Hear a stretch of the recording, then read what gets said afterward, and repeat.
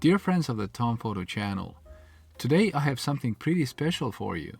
It's something many photography enthusiasts will want to hold in their hands and try out. It's usually not an entry port to photography, but rather a bit farther away on one's evolutionary photography path. I've got Nikon D610 for you today. This beast is one of the most affordable and fun ways to try out full-frame photography. Full frame is not to be confused with higher level or advanced photography, as I discuss in my Do You Even Need a Full Frame Camera video. The link to it is down in the text box. Full frame is different and comes with its own pluses and minuses. What one cannot argue against though is its large pixel area thanks to the large sensor size. So in low light you'll see what this means. You'll see the clarity, detail, amazing dynamic range, and great shallow depth of field for increased bokeh.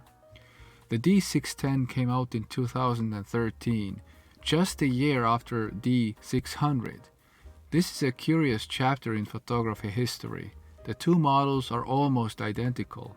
Nikon went to the next model so quickly because the older D600 had weird issues with its shutter. It splashed oil or dust onto the sensor as it worked. This problem is fixed in D610. It is essentially a D600 with a new shutter mechanism, quiet shooting, and perhaps minor improvements in white balance and frame rate. Some people call this line of cameras a dead end because the days of DSLR are coming to an end. I don't like the word dead here because although DSLR development has ceased and is stopping, the existing cameras will remain with us for a long time. Let me spoil it for you and tell you right away that I do recommend D610. It's a lot of fun. The camera is not small, at 850 grams together with the battery. It's a Sunday camera rather than an everyday camera. For this reason, it may not work for you as your only camera. Its inner cage is largely but not fully made of magnesium alloy. Outer parts are all plastic, sturdy, scratch-resistant plastic, pleasant to the touch.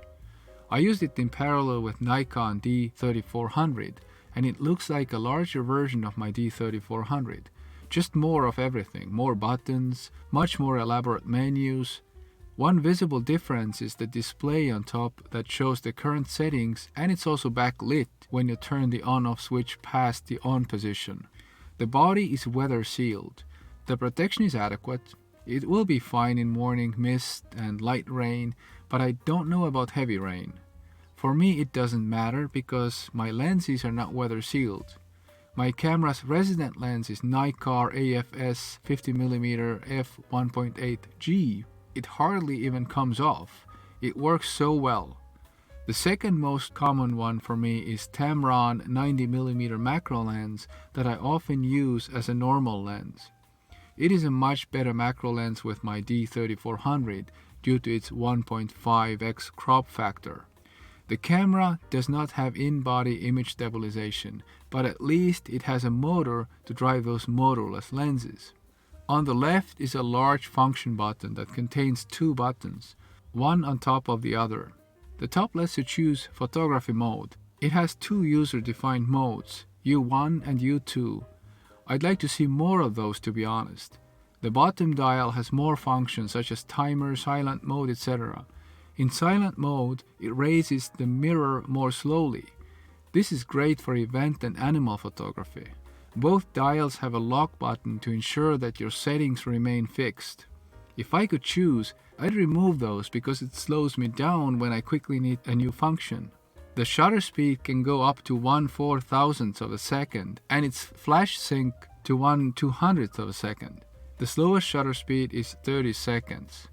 When you select minimum shutter speed, you get an option called Auto, which will automatically set the minimum shutter speed to the focal length of your lens. This is a nice option to use when shooting handheld. The camera is very responsive. Shooting sequences at 6 frames per second is fun for catching moving objects. Seeing those objects is easy too, thanks to the bright, clear pentaprism viewfinder with 100% field of view.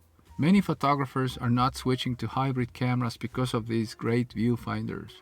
The sensor is 24.3 megapixel CMOS full frame. This ensures nice large pixel area. The number one reason I got this camera. The native ISO is between 100 and 6400, expandable to 25600 and down to 50 as well. Even at ISO 6400, you get very usable photos. Still, I have limited my camera to never go over 3200. It's still my psychological barrier. When I use tripod, I always turn on the longest exposure delay it offers, 3 seconds, to avoid mirror slap and get crisp results. You could combine this with a self-timer to reduce the shaking even more. What I'm missing with this camera is front curtain electronic shutter, to also get rid of the vibrations that come from the shutter movement. So here I am. I like the wonderful viewfinder of a DSLR, but I complain about it not being a hybrid camera. I love the built-in HDR or high dynamic range function that allows you to combine sequential shots with different exposure into one photo by borrowing the best parts from each, if you're not familiar with HDR. Most often I use this camera for HDR. This is my HDR camera. It lets you utilize compensation range between -3 and +3 EV units. Expect a special video on HDR with Nikon D610 from me quite soon. I'm mostly a landscape photographer and I work with tripod. Fast focusing and many focus points is not critical. If it was, I'd be in a bit of trouble because the focus points are cramped together in the middle of the view. So you need to focus, recompose, and then shoot. This, however, can slightly reduce the accuracy of your focus. I find close-up photos of people less convenient than with my Fuji X-T30 or even Nikon D3400. Speaking of people's photography, face recognition works only in live view. This is when you compose using the back screen of your camera instead of the viewfinder, like you would with a hybrid camera. Live view with a camera that has a mirror is messy for me. Due to the mirror, it has a lag that's quite inconvenient. I love the camera, but as you see, there are things that I'd like to be a bit different. I wish the back screen turned and was touch sensitive. This would be so great for macro photography when you put the camera close to the ground. But the camera is from 2013, so it would be wrong to complain. The back screen is 3.2 inch with 921,000 pixels. Some people have complained that you have to press a zoom button too many times to get 100% view, and that there is no dedicated 100% view button. This would be useful when checking if your photos turned out okay. Pretty much everything else I love about this camera. The battery life is really wonderful. Even with my old battery, I get many hundreds of pictures. It has 2 card slots. In the backup mode, if one of your cards dies, the other one still has the pictures. You don't want to be a wedding photographer without this option, or else they will need to get married again. And then they may choose another person, and then they'll later blame you for it if it doesn't work out. You can use the other card slot for overflow as well. This is when the first card gets full, the second one takes over. Microphone and headphone ports on this camera are really nice to have.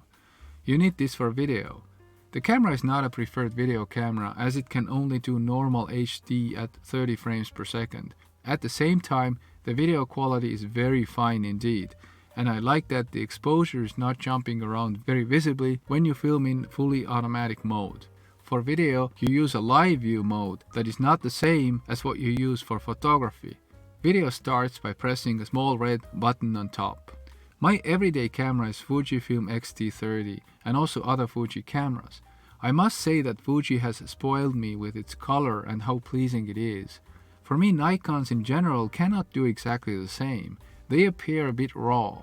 The D610 has lots of options for JPEG color, but realistically for nature photography I tend to use mostly the vivid option.